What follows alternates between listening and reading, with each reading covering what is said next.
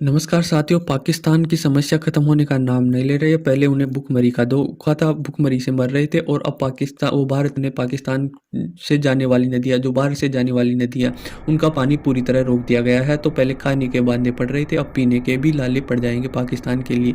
मामला ये है कि भारत ने पाकिस्तान की जो रावी नदी है, उसके प्रवाह को पूरी तरह रोक दिया गया है और जो पानी का उपयोग है भारत में, अब वो है जो सिंचाई के काम लिया जाएगा भारत में ही और विद्युत का उपयोग किया जाएगा। अब देखो, दोनों देशों के बीच में ट्रीटी साइन हुई थी 1960 में कि 3 नदियों का पानी आप प्रयोग करेंगे, 3 नदियों का उपयोग मैं करेंगा, मतलब भारत करेगा। जो 3 नदियों का भारत उपयोग करेगा, उस वो नदी 3 है, रावी नदी है, सतलज है और ब्यास है। इनका उपयोग, पानी का उपयोग पूरी तरह 100% तरीके से भारत उपयोग करेगा। और जो पाकिस्तान को 3 नदियाँ मिली थी, जो भारत से ही फ्लो होके पाकिस्तान में जाती है, वह है सिंधु है, झेलम है और चिनाब है। तो इनके मुताबिक मतलब पाकिस्तान पाकिस्तान प्रयोग करेगा इसका। तो जो और इसमें ये भी था कि जो बाहर से फ्लो होके जाती है तीनों नदियाँ, उसमें भारत भी इन नदियों का मतलब सिद्धू, झेलम और चिनाब का प्रयोग कर सकता है, पानी का उपयोग कर सकता है, 20% पानी का उपयोग ये कर सकता है। अब देखो, ये मामला कब हो रहा, 24 फरवरी को भारत के शाहपुरा कांडी बैराज का काम पूरा हो चुका है और जो ये 3 रावी नदी का पानी पाकिस्तान में जाता था, तो उसको रोकने के लिए ही ये शाहपुरा कांडी बैराज बाँध का काम चल रहा था, ताकि ये पूरा हो और इसमें जो पाकिस्तान में हमारी रावी नदी का पानी जाता है, उसको हम इकट्ठा कर सकें और इकट्ठा करके जो हमारे पंजाब हो गया, जो पंजाब और कश्मीर की बॉर्डर पर तो ये बाँध है ही, जो पंजाब और कश्मीर की बॉर्डर से होकर ही ये गुज़रती है ये नदी, जो मतलब पाकिस्तान में जाती है। तो इनकी मतलब बॉर्डर पर ही बनाया गया है ये बाँध, ताकि इस पानी को उपयोग कर सके और इनका उपयोग मतलब जम्मू कश्मीर के 2 जिलों की सिंचाई के रूप में किया जाएगा। उन जिलों का नाम है कठुआ और सांबा जिले हैं, जिन्हें 32,000 हेक्टेयर की भूमि का सिंचाई की भरपूर मात्रा में प्रयोग किया जाएगा और इनसे कहीं मात्रा में विद्युत का प्रयोग भी किया जाएगा। इस परियोजना का शुभारंभ हमारे पूर्व प्रधानमंत्री स्वर्गवासी पीवी नरसिम्हा राव ने 1995 में मतलब बहुत लंबे समय पहले इन परियोजनाओं की शुरुआत की थी।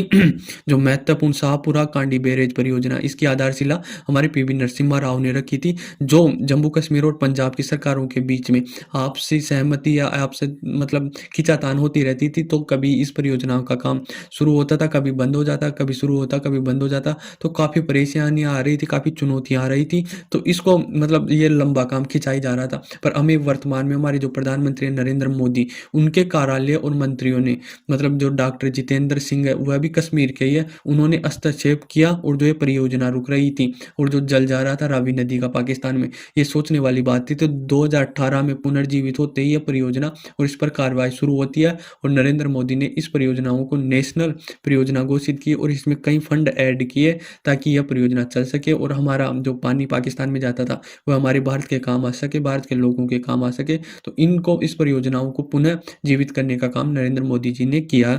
सूत्रों से मतलब पता चला है कि इसमें 33,000 करोड़ रुपए का मतलब खर्चा आया। पहले एक जो खर्चा था इनमें, जो परियोजनाओं को लागत बजट पास हुआ था, वह 2700 करोड़ रुपए था, पर ये कभी बंद होती थी, कभी चालू होती थी। तो इसके कारण इसका बजट बढ़कर काफ़ी 3300 करोड़ हो गया, 2700 करोड़ से 3300 करोड़ हो गया।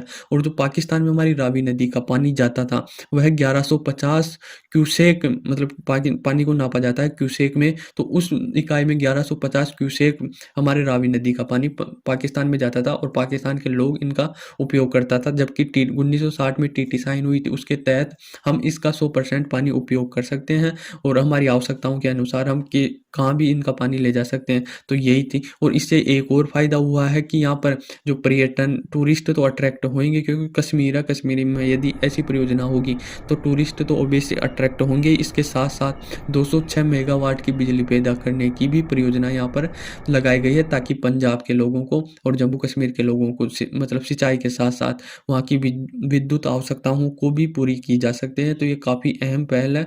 ये इस परियोजनाओं से काफ़ी मतलब डेवलपमेंट होगी कश्मीर में और पंजाब में, क्योंकि यह दोनों राज्य है ना, उन दोनों के बॉर्डर पर स्थित है, तो दोनों को ही लाभ मिलेगा इस परियोजना का।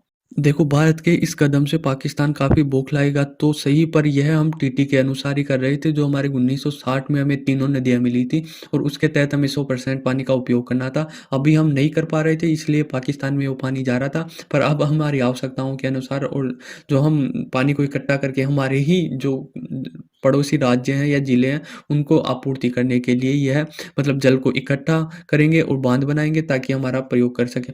तो इसमें पाकिस्तान के कई बार ये पॉलिटिशियन या भारत के पॉलिटिशियन काफ़ी बार ये मुद्दा उठा चुके हैं कि यदि हमारे भारत-पाकिस्तान में तनाव हुआ या युद्ध हुआ, तो उसके तहत भारत पाकिस्तान में जो तीनों नदियाँ जाती हैं, उनका जल प्रवाह रोक सकता है। और ये कई बार भारत के पॉलिटिशियन भी बोल चुके हैं कि हम झेलम का, चिनाब का और सिंधु नदी का इन पर मतलब पानी रोक सकते हैं, पर पानी रोकने के लिए पहले पूरी तरीके से परियोजना बनती है, वहाँ पर डैम बनते हैं ताकि फ्यूचर में कभी हम पानी रोक भी पाएँ, तो उनके लिए प्रॉपर काम होना चाहिए। ये कोई छोटा-मोटा नहर नहीं है ताकि जब च मन चाहे तब उनका पानी फ्लो को रोक दें, कहीं बहाव उधर जा रहा है तो हम उसको इधर मोड़ दें भारत की तरफ, ऐसा नहीं होता।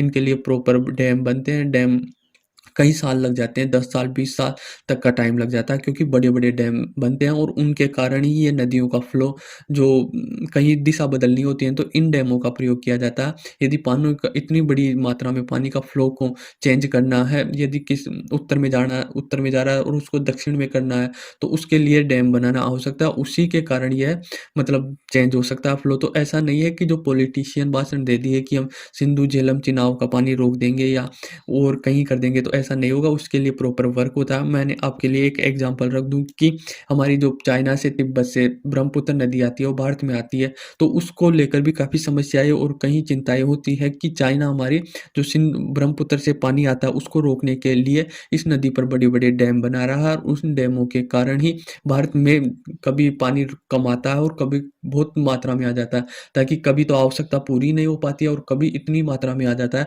ताकि वहाँ के आस-पास के लोगों के जो भारत के एरिया में उनकी फसलें नष्ट हो जाती है। तो भारत चाइना से भी काफ़ी परेशान है ब्रह्मपुत्र पानी को लेकर और फ्यूचर में ऐसे भी बात की जा रही है कि चाइना बिल्कुल बंद कर देगा, ब्रह्मपुत्र का पानी भारत में आ नहीं पाएगा। मतलब वो पूरा पानी डैम बनाकर अपनी चाइना की तरफ ही ले जाएगा।